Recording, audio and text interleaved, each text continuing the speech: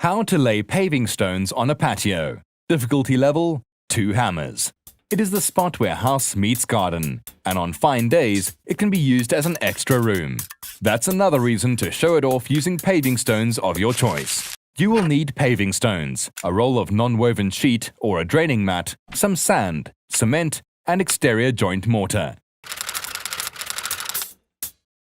You will need a tape measure, a spirit level, 3 mason's rulers, a spade, a mason's tamper, a cement mixer or mixing tray, an angle grinder with a diamond cutting disc, a mallet, a bucket, a plasterer's trowel, a piping bag, a paintbrush, a sled runner, a brush, and a sponge. You should have safety goggles, protective gloves, rubber gloves, and knee pads. You must follow the applicable technical guidelines to guarantee a good result when you are preparing the bed for your patio. First of all, the ground should slope at least 1 centimeter per meter to ensure good drainage. Then, you have 2 options. Use sand as a bed for paving stones which are thicker than 2.5 centimeters. Or set the stones onto a concrete base. If you already have a patio laid onto a concrete base, use the process again. The level of your patio should be at least 5 centimeters below the threshold of your doors. This is sound advice that you will appreciate when the weather turns nasty. Using sand as a bed. Using sand as a bed, clear the area of soil to a depth of 20 centimeters, ensuring you maintain a 2 centimeter slope to the garden. Completely clear the hardcore to a depth of 10 to 15 centimeters and compact the earth with the tamper. Note that after tamping the area, you will need to replace the hardcore, 3 to 4 centimeters generally. Cover the area with a geotextile drainage mat to stop the embankment mixing with sand. The geotextile material will allow water to drain as necessary. Add a 3 centimeter layer of sand, smoothing it with a rake. Compact it and level it with a ruler. You will lay your paving stones on this solid flat base. If you are setting stones onto a concrete base, you should have laid it at least a month ago. Check that the slope is at least 1 centimeter per meter.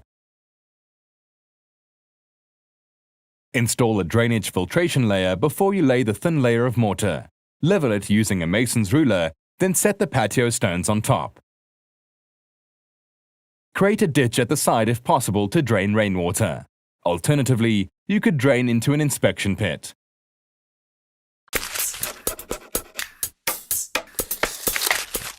For drainage, the Builder's Code of Practice offers 2 options.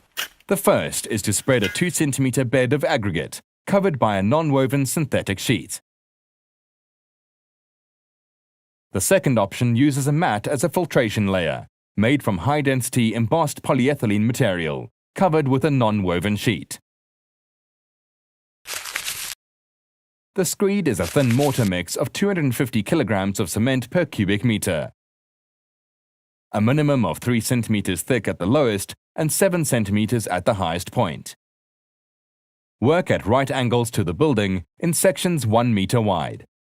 Place your mason's rulers flat on the areas of mortar to act as guides and shape the layer. And shape the layer without forgetting to maintain the slope. Level the screed with mason's rulers, then remove the guides and fill in the holes. You can also remove the guides later and fill in the holes with mortar. For small surfaces, you can complete laying the screed as long as you put some planks of wood on the surface to prevent footprints. Then you can set the paving stones onto concrete. To set the stones on concrete, work from the edge of the patio so that any cutting is by the side of the house. Pour a layer of slurry and spread it with a trowel. Wet the bottom of the stones 10 to 15 minutes before laying, not at the same time, to ensure the water is fully absorbed. Sprinkle cement onto the screed, then gently lay the wet paving stone. To make it easier to lay the stones, the slope is made by the screed. The layer of slurry is too thin to correct the lie of the paving stones. Tap quickly and gently with the mallet to ensure they stick. One final task to carry out is to clean the surface of the patio stones with a wet sponge immediately. For thicker paving stones and depending on the hardness, mark the cutting lines on both sides. Cut along the line on the top of the stone, then turn it over and cut the other side.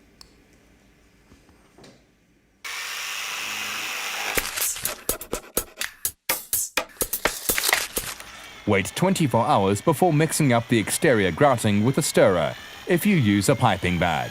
Otherwise, on a smaller scale, mix using a flat or half-round sled trowel, depending on the required finish, and not a cat tongue trowel. Fill the bag to 1/3 of its height, and fold the top over to close it. Position the tip at the base of the joint and squeeze to fill the gap. Continue squeezing gently, filling the joint all round, and leave it slightly proud. Don't spill over onto the stones, which would stain them. Let it harden a little, then scrape off any half-set excess with the handle of a paintbrush.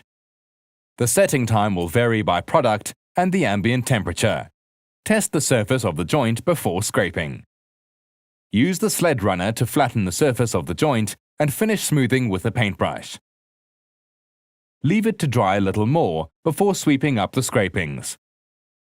Wait 48 hours before making full use of your new patio.